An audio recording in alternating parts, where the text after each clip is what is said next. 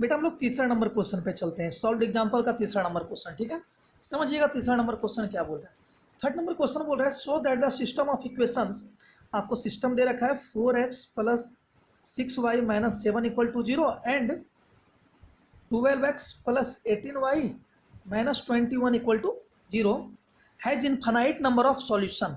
इसका बहुत सारा सॉल्यूशन होगा, इसको आप शो करके दिखाइए, ठीक है sir. a1 is equal to 4, b1 is equal to 6 and c1 is equal to minus 7, a2 is equal to 12, b2 is equal to 18 and c2 is equal to minus 21, है ना। Compare कर लेंगे किससे, a1x plus b1y plus c1 equal to 0, और इसको किससे compare करेंगे, second equation से a2x plus b2y plus c2 equal to 0। समझ रहे बात को बेटा, कंपेयर करके निकाल रहे हैं, थोड़ा शॉर्टकट में चल रहे हैं हम लोग, ठीक है। आपको a1 a2 b1 b2 c1 c2 पता चल गया। अब लिखिए a1 बाई a2 निकालिए। a1 बाई a2 कितना हो जाएगा, 4 बाई 12 मतलब 1 बाई 3 हो गया ना। अब b1 बाई b2 निकालिए। b1 कितना है 6, b2 कितना है 8, 6 3 1 बाई 3 हो गया बेटा।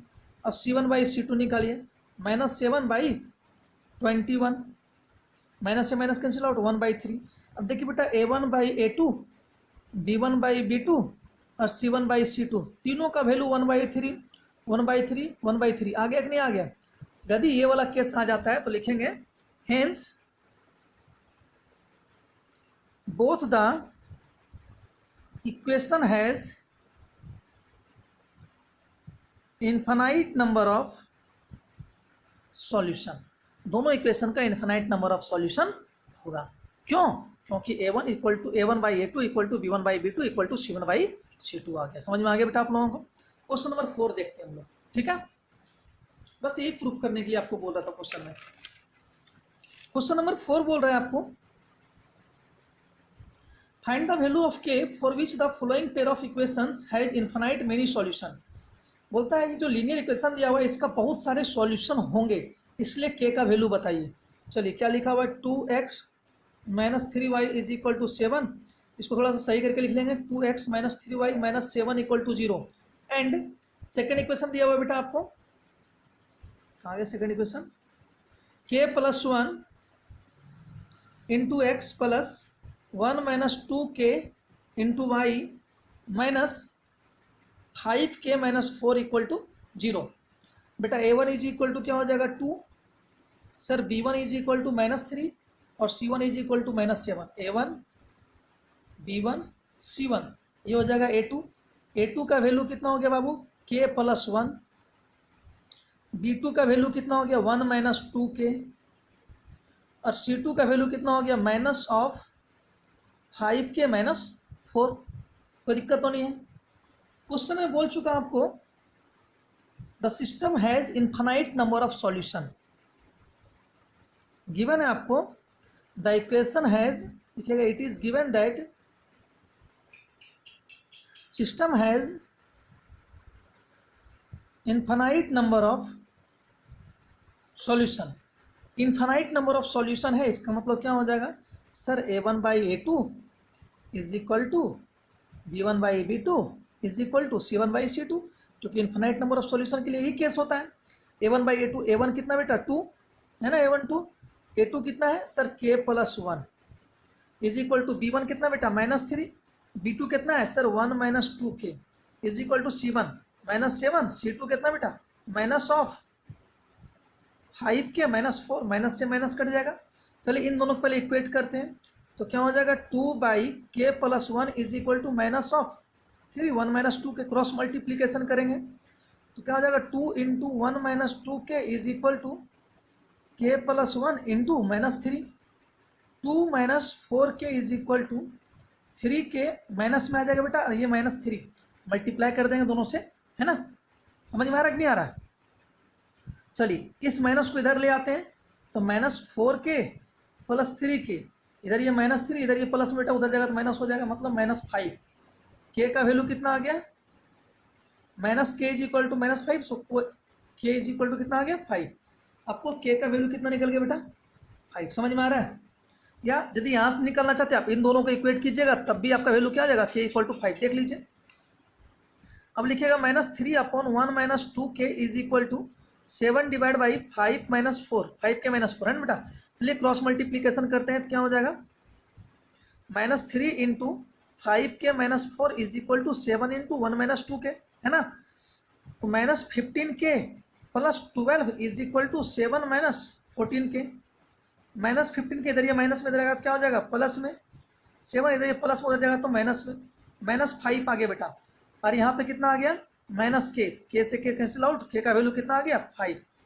किसी भी केस में निकालिए, दोनों में से किसी एक को इक्वल करके चलिए तो k का वैल्यू क्या निकलेगा 5। वही क्वेश्चन में बोल रहा था k का वैल्यू निकालिए जिसके लिए ये दोनों सिस्टम ऑफ इक्वेशंस जो था वो किसका क्या होगा, इनफाइनाइट नंबर ऑफ सॉल्यूशन होगा। तो k = कितना निकल गया 5। क्वेश्चन आपका यहाँ पे सॉल्व हो गया। समझ में आया कि नहीं आया। आप यदि चाहें तो स्टेटमेंट लिख सकते हैं, क्या लिखेंगे, फॉर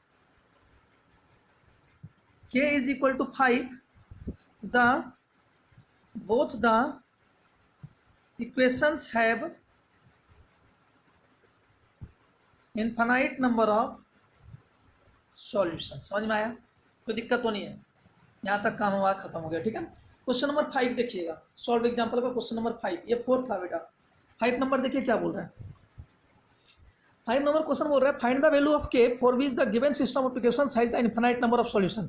सेम क्वेश्चन है 5 भी, आपको भी इसी तरह से सॉल्व करना है, जैसे 4 सॉल्व किए थे वैसे ही 5 को सॉल्व करना है।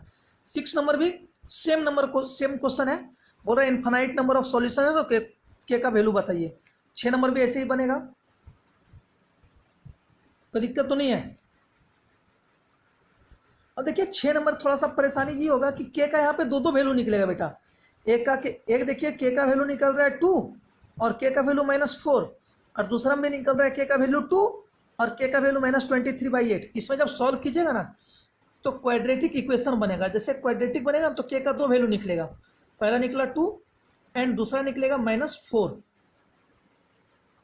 चलिए इसको मैं सॉल्व कर ही देता हूँ 5 नंबर क्वेश्चन को, कंफ्यूजन दूर हो जाएगा।